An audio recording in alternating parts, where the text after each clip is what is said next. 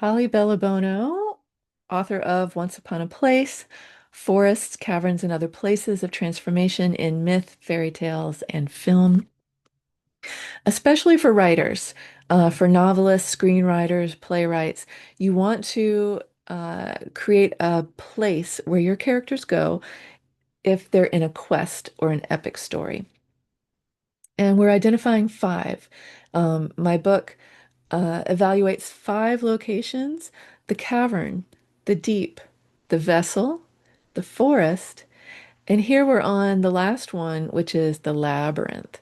And I'm not going to distinguish too much between a labyrinth and a maze. They're different, but that's not the point here. The point is the labyrinth is a place of confusion and um, backtracking and chaos, as well as growth for your character. So if you're writing about a character who needs to find themselves, help them get lost first. And the labyrinth is a tool for you as a writer to get that done. The best known example, I think, is the Greek story of Theseus and the Minotaur. He's a prince who goes into the underground labyrinth that was built by King Minos to slay the beast, the Minotaur, within. And the reason the Minotaur is held in the labyrinth is because it's so tricky to get out of. That's where the beast can't escape. So Theseus goes in there, and the only reason he does make it out is because he is assisted by Ariadne, who hands him a ball of thread and says, "Look, dude, you're not going to get out unless you roll this behind you and follow the string back out. That's the only way you're going to find yourself out of this maze." Which he does, and he survives thanks to Ariadne. We also see the labyrinth in other stories: Harry Potter, the Triwizard Cup, The Lord of the Rings, the Mines of Moria, an underground cavern that is so convoluted and tricky that it's a labyrinth in and of itself. The Wizard of Oz, the yellow brick road, it goes around, it winds around. It has an ultimate goal, which is the Emerald City, but it it's a labyrinth, it's a maze. So the actual maze itself, the labyrinth, is a place that originated with dance.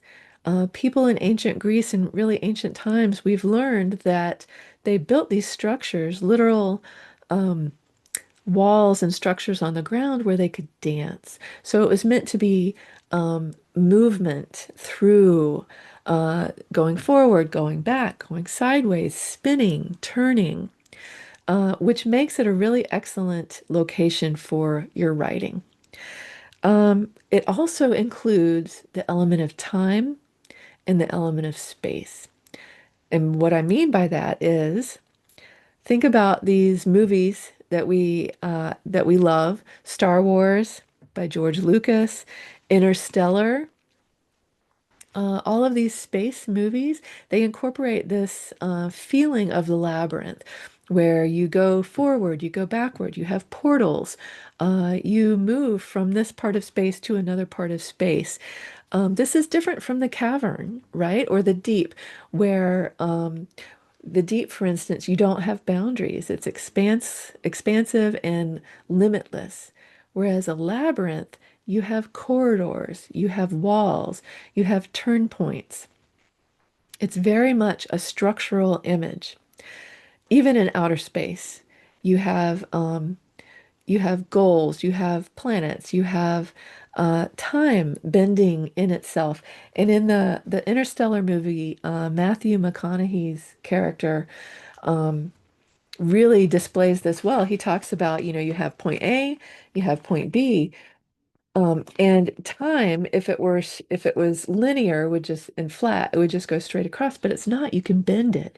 You can bend time. So now point A is right next to point B. So it's this fascinating thought, this concept of place and time bending, morphing, moving, structurally interrelated, all within this image of a labyrinth. Back to the Future. It's this image of a maze, turning in on yourself. And if you're a writer, you want your characters to do this. You want to put them through the maze. They have to go forward and go back in order to go forward again. And that's what the labyrinth does.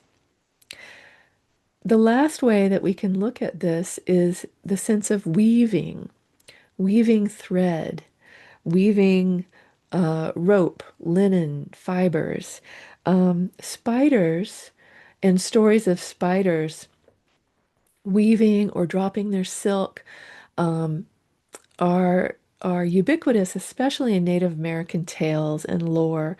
And it's this idea of spinning fate, spinning threads. It's a very labyrinthine type of image, which gets us back to Ariadne and her ball of thread with Theseus. So keep that in mind that threads and weaving and textiles and interplay are very much a part of the labyrinth. So this is a really key location for you as a writer to integrate into your story. It doesn't have to be the whole story. Movies such as The Maze Runner incorporate this really well. If you haven't watched The Maze Runner, I encourage you to watch it because the first part of it is the characters are all in a meadow and there's nothingness. It's the void. Um, and they have a lot of questions. The second part of the movie is the labyrinth, and it's a maze. It's turning and going up and going down and facing walls and facing barriers. And there's a signpost, and there's this corridor, and there's this wall. Very much the labyrinth. And that movie is all labyrinth.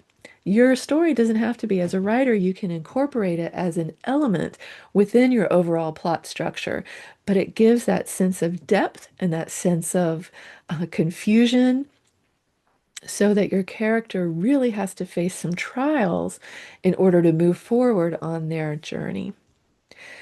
So, those are the 5 locations in a nutshell. The book Once Upon a Place goes into much greater detail and gives you lots of different adaptations of stories and examples so you can see how it really works in writing. Next, we're going to talk about some of the dual imagery that we find in these stories specifically. We've already talked about descent and resurrection. We're going to talk about chaos and void, and then we're going to talk about the beast and the guide.